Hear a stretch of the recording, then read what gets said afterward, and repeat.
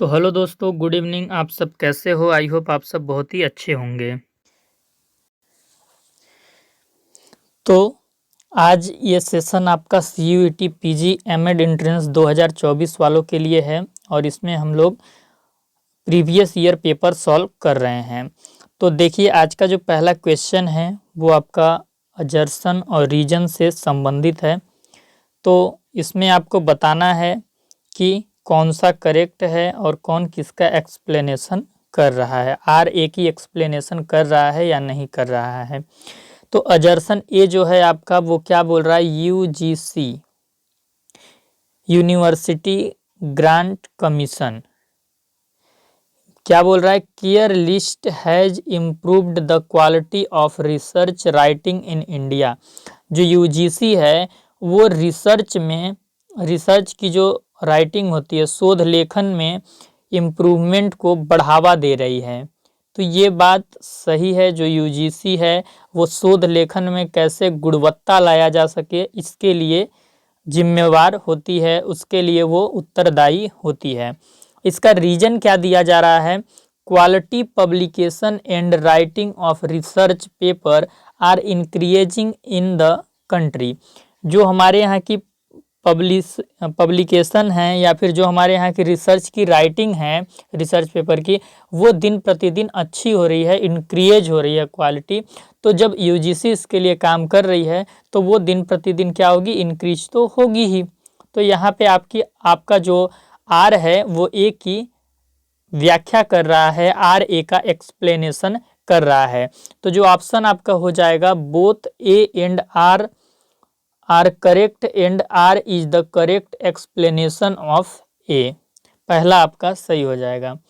इसी क्वेश्चन को हिंदी में देख लीजिए। नीचे दो कथन दिए गए हैं। पहला कथन तर्क के रूप में ए और दूसरा कथन कारण के रूप में आर चिन्हांकित किया गया है। अभिकथन क्या है, तर्क या अभिकथन क्या है, भारत में शोध लेखन की गुणवत्ता को UGC केयर सूची बढ़ा रही है। तो सही बात है ये आपका। देश में गुणवत्ता परक प्रकाशन और शोध पत्र लेखन बढ़ रहा है, ये भी आपका सही है। और इसकी व्याख्या भी कर रहा है कि भाई UGC शोध लेखन की गुणवत्ता के लिए उत्तरदायी है, इसलिए देश में हमारे गुणवत्ता परक प्रकाशन और शोध पत्र लेखन दोनों ही बढ़ रहा है। तो यहाँ पे आपका आंसर हो जाएगा ए और आर दोनों सही हैं। आर ए की सही व्याख्या है। आगे बढ़ते हैं। अगला क्वेश्चन 47 नंबर क्वेश्चन आपका क्या है, देख लीजिए। Which of the following is not non probability sampling. Non probability sampling को कौन नहीं फॉलो कर रहा है। तो इसमें आपका क्या क्या ऑप्शन है, आपका quota sampling, snowball sampling, multi stage cluster sampling,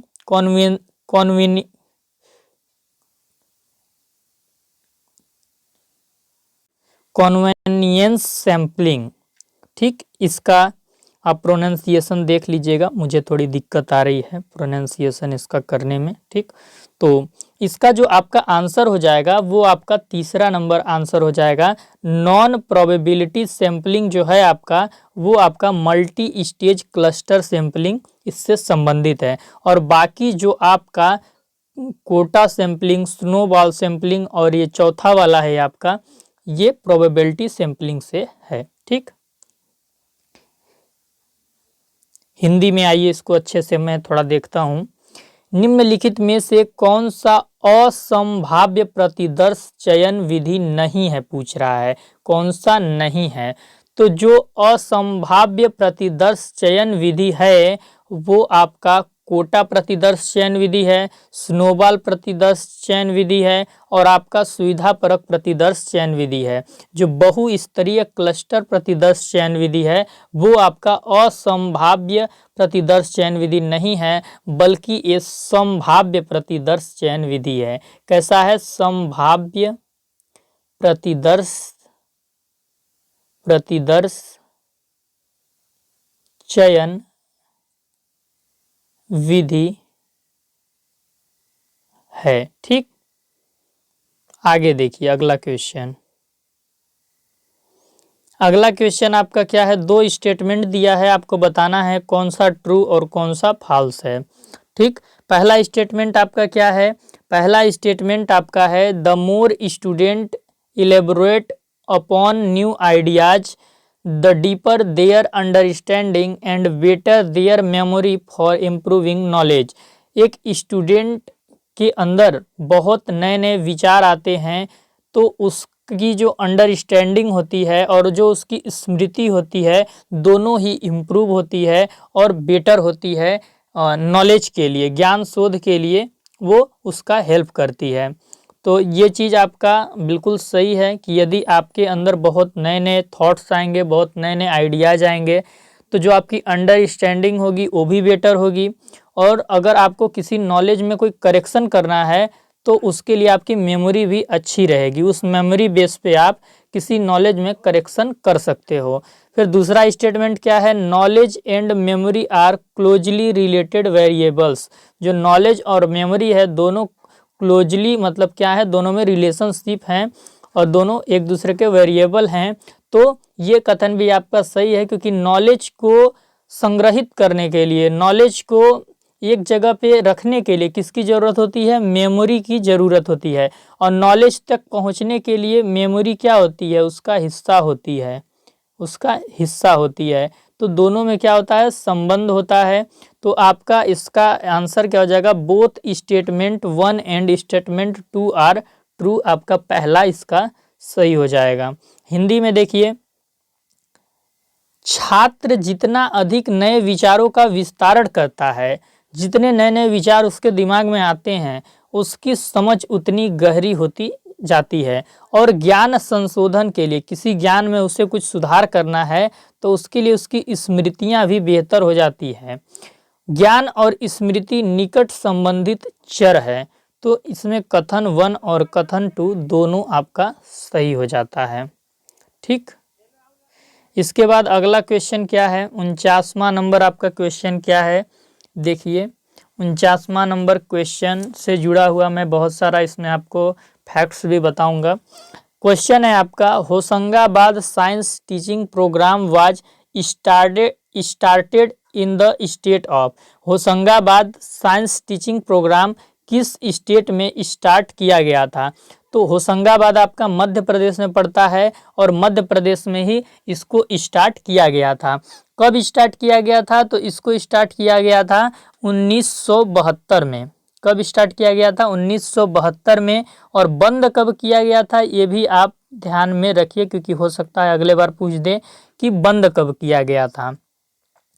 तो बंद किया गया था 3 जुलाई 2002 को। 3 जुलाई 2002 को इस कार्यक्रम को क्या किया गया था, बंद कर दिया गया था। और इसका जो प्रस्ताव, इस कार्यक्रम का प्रस्ताव किसने दिया था, तो ये भी आप जान लीजिए। इस कार्यक्रम का प्रस्ताव देने वाले थे किशोर भारती एंड मित्र मंडल। लिख लीजिएगा, किशोर भारती एंड मित्र मंडल। इसका प्रस्ताव दिए थे, किसको प्रस्ताव दिए थे, राज्य शासन को दिए थे, जो उस समय राज्य का शासक था उसको दिए थे और अनुमति भी मिल गई थी। विज्ञान इसका जो उद्देश्य था इस प्रस्ताव का वो था कि सरकारी मिडिल स्कूलों में विज्ञान शिक्षा में काम करने के उद्देश्य से इस प्रस्ताव को दिया गया था कि सरकारी मिडिल स्कूलों में विज्ञान शिक्षा के क्षेत्र में कार्य किया जा सके। तो ये चीज़ आप याद रखिएगा। हिंदी में आइए, इसी क्वेश्चन को हम देखते हैं। होशंगाबाद विज्ञान शिक्षण कार्यक्रम किस राज्य में हुआ था, तो मध्य प्रदेश में हुआ था। कब हुआ था, तो 1972 में हुआ था। और बंद कब हुआ था, इस कार्यक्रम को मतलब स्टार्ट कब किया गया था, 1972 में किया गया था।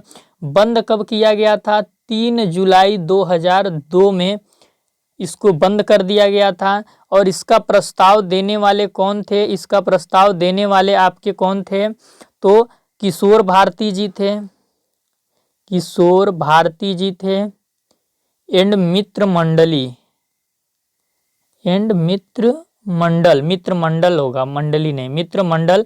इसका प्रस्ताव किशोर भारती और मित्र मंडल किसको दिए थे? एमपी शासन को दिए थे। और इसका उद्देश्य क्या था कि सरकारी मिडिल स्कूलों में विज्ञान शिक्षा के क्षेत्र में कार्य किया जा सके। अगला क्वेश्चन देखिए क्या है, सेलेक्ट द करेक्ट स्टेटमेंट्स। कुछ स्टेटमेंट्स आपको दे दिए गए हैं, आपको इसमें से करेक्ट ढूंढना है कि कौन सा करेक्ट होगा। ठीक,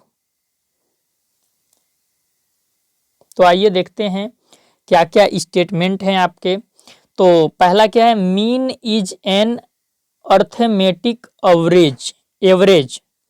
mean is an arithmetic average. ठीक, और दूसरा आपका क्या है, दूसरा है आपका, ये आपका गलत हो जाएगा पहला वाला। दूसरा है आपका median is not the mid point of distribution, जो कि आपको पता होगा कि जो मध्यांक मीडियन होता है वो किसी भी डेटा का क्या होता है, मिड पॉइंट ऑफ डिस्ट्रीब्यूशन होता है, तो ये आपका गलत हो जाएगा।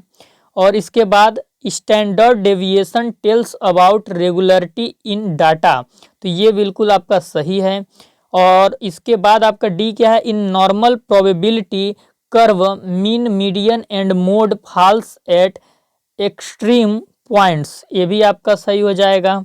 और आपका ई क्या है, mode is approximate measure of central tendency, तो ये आपका गलत हो जाएगा, क्योंकि जो सेंट्रल टेंडेंसी होता है वो मीन को बोला जाता है, मोड को नहीं बोला जाता है। मोड किसी भी डाटा, कोई भी डाटा है, उस डाटा में जो चर सबसे अधिक आया है, जो चर सबसे अधिक संख्या में आया है, उसको हम क्या बोलते हैं, मोड बोलते हैं। तो इसका जो सही आंसर हो जाएगा, इसमें सी और डी ओनली सही है, तो पहला वाला आपका सही हो जाएगा, पहला वाला आपका सही हो जाएगा।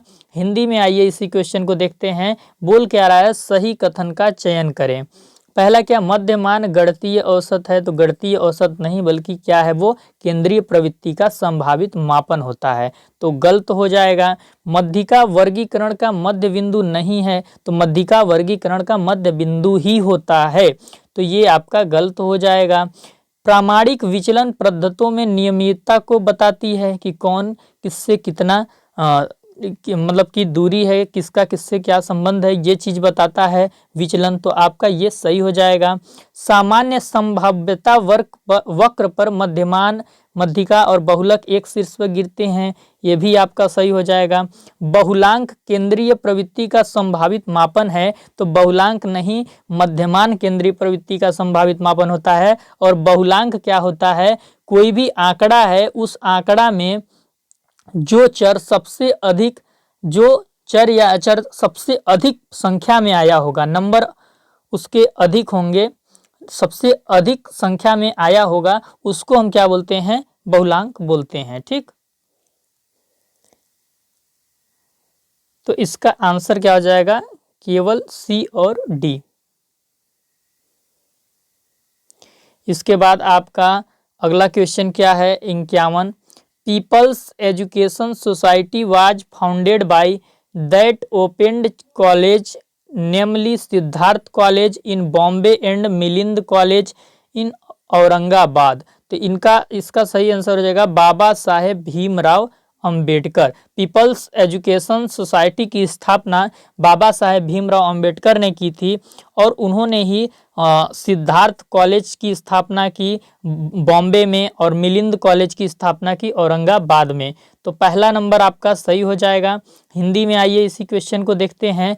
पीपुल्स एजुकेशन सोसाइटी की स्थापना बाबा साहेब भीमराव अंबेडकर के द्वारा की गई, जिन्होंने बॉम्बे में सिद्धार्थ महाविद्यालय और औरंगाबाद में मिलिंद महाविद्यालय खोला। इसके बाद अगला क्वेश्चन देखते हैं, अजर्सन क्या है, hand written manuscript could not meet the ever increasing demands for books, और इसका रीजन क्या दिया जा रहा है, Chinese paper reached Europe by silk route, इसका रीजन आपका ये दिया जा रहा है। इसका जो आपका सही आंसर हो जाएगा वो आपका हो जाएगा both A and R correct but R is not the correct explanation of ये। ए क्या बोल रहा है कि अगर बुक्स की डिमांड बढ़ रही है, बुक्स का डिमांड बढ़ रहा है, तो हैंड रिटन मैन्युस्क्रिप्ट से उसकी पूर्ति नहीं की जा सकती। और चाइना से जो पेपर होता था वो यूरोप जाता था सिल्क रूट से, सिल्क के रास्ते के माध्यम से। तो ये कथन सही है, लेकिन इसकी परफेक्ट एक्सप्लेनेशन नहीं कर रहा है, तो दूसरा आपका सही हो जाएगा। हिंदी में आइए इसको देखते हैं। नीचे दो कथन दिए गए हैं, पहला कथन तर्क के रूप में ए और दूसरा कथन कारण के रूप में आर चिन्हांकित किया गया है।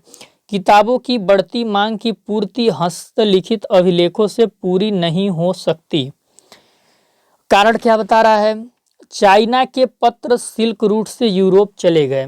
तो दोनों चीजें सही हैं, दोनों चीजें क्या सही हैं। किताबों की बढ़ती मांग को भाई आप हाथों से लिखे हुए अभिलेखों से कैसे पूरा कर पाओगे? भाई मांग बहुत बढ़ेगी, हाथों से लिखने में श्रम अधिक लगेगा, समय अधिक लगेगा, धन अधिक लगेगा। और वहीं अगर हम किसी मशीन से प्रिंट कर देते हैं तो समय कम लगेगा, श्रम कम लगेगा, धन भी कम लगेगा और मांग को भी हम पूरा कर सकते हैं। तो बिल्कुल सही है। और चाइना के जो पत्र थे वो यूरोप सिल्क रूट से ही जाते थे, रेशम मार्ग से ही जाते थे, ये भी सही है। लेकिन जो आर है ना वो ए की क्या कर रहा है? करेक्ट एक्सप्लेनेशन नहीं कर रहा है। तो ये और आर दोनों सही हैं, आर ए की सही व्याख्या है, आपका आंसर हो जाएगा। इसके बाद अगला क्या है? I never teach my pupil, I only attempt to provide the conditions in which they can learn Albert Einstein. वे क्या बोल रहे हैं कि I never teach my pupil, I only attempt to provide the conditions in which they can learn. मैं उसे teach नहीं करूंगा, लेकिन मैं उसे ऐसा कंडीशंस प्रोवाइड करूंगा जिसमें वो लर्न कर सके। तो यहाँ पे कंडीशंस का अर्थ किससे संबंधित है? तो कंडीशंस का यहाँ पे जो अर्थ संबंधित है वो आपका इन्वायरमेंट से संबंधित है। ठीक, हिंदी में आइए देखते हैं। मैंने अपने शिष्यों को कभी नहीं पढ़ाया, मैंने केवल उन्हें परिस्थितियां देने में मदद की जिनमें वह सीख सके। अल्बर्ट आइंस्टीन कंडीशंस परिस्थिति पद का अर्थ क्या है? तो वातावरण यहाँ पे कंडीशंस का अर्थ आपका हो जाएगा। इसके बाद देखिए 54 नंबर क्वेश्चन क्या बोल रहा है। दो स्टेटमेंट हैं, कौन सा करेक्ट कौन सा इनकरेक्ट है बताना है। Gender is masculine for feminine is a social construct.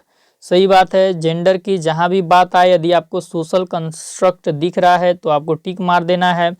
Sex as male और फीमेल इज बायोलॉजिकल कंस्ट्रक्ट, बिल्कुल सही बात है। सेक्स की जहां बात आए अगर बायोलॉजिकल कंस्ट्रक्ट दिख रहा है तो सही कर देना है। तो हो जाएगा both statement 1 and statement 2 are correct.